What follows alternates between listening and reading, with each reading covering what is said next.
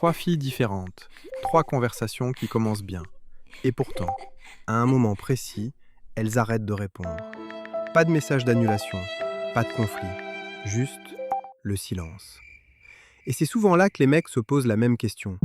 Qu'est-ce que j'ai dit de mal ? Dans ces trois cas, il n'y a rien de choquant dans les messages.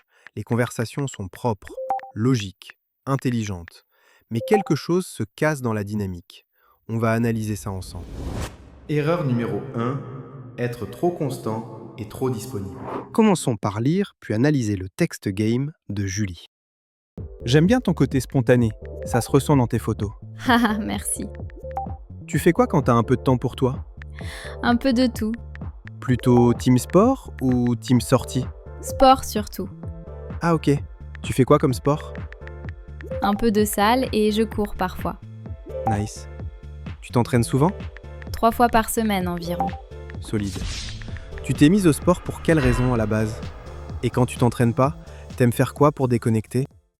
Ici, la conversation est propre. Il n'y a rien de lourd, rien de gênant, rien d'agressif. Le problème, c'est la dynamique. C'est trop constant, trop linéaire. Tu enchaînes question sur question et tu tiens la conversation en continu. Du coup, elle n'a aucune raison de revenir plus tard. Tout se passe maintenant. Et surtout, il n'y a aucun pic émotionnel.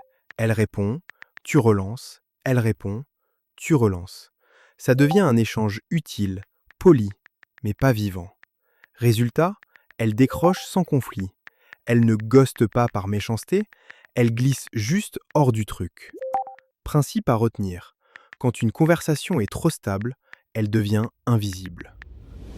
Erreur numéro 2, trop s'expliquer, trop se définir. Analysons maintenant le text game avec Inès. T'as l'air assez réfléchi, j'aime bien. Oui, un peu. Tu bosses dans quoi exactement ?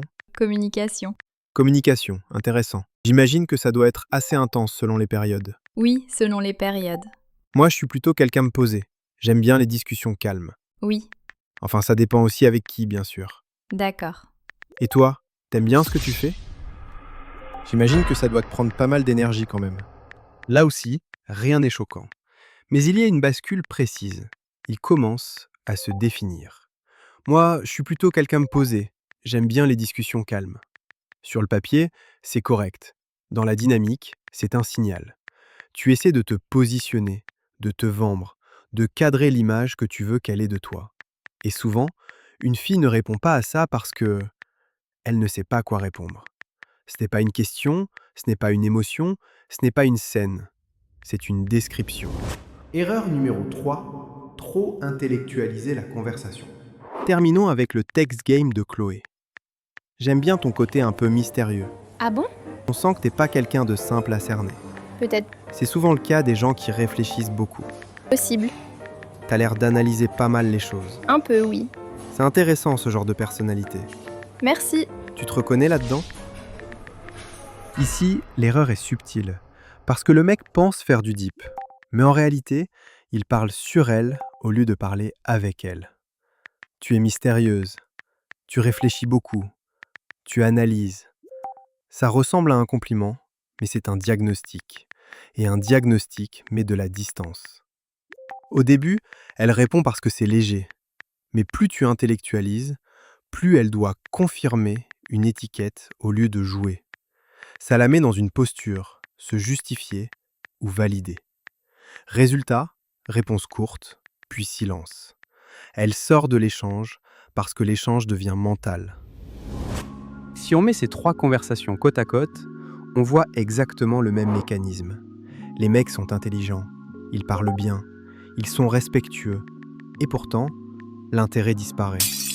Le problème n'est pas ce qu'ils disent, c'est comment la dynamique évolue. Dans le premier cas, la conversation est trop constante, elle n'a jamais le temps de respirer. Dans le deuxième, le mec commence à se définir, à expliquer qui il est au lieu de créer une interaction. Dans le troisième, la discussion devient mentale, analytique, et à ce moment-là, ce n'est plus un échange, c'est une observation. Ce qu'il faut comprendre, c'est que l'attirance par message ne vient pas de la qualité des phrases, elle vient du rythme, de l'espace et de la projection vers le réel. Quand tout est trop fluide, trop stable, trop expliqué, il ne reste plus rien à découvrir. Le bon réflexe, ce n'est pas de parler plus, c'est de savoir quand s'arrêter, créer un moment, laisser une ouverture et faire du rendez-vous le vrai terrain de jeu. Salut, c'est Emma. Si tu veux apprendre à avoir des dates avec une fille comme moi ou avec mes copines, abonne-toi. Il analyse des conversations comme ça plusieurs fois par semaine.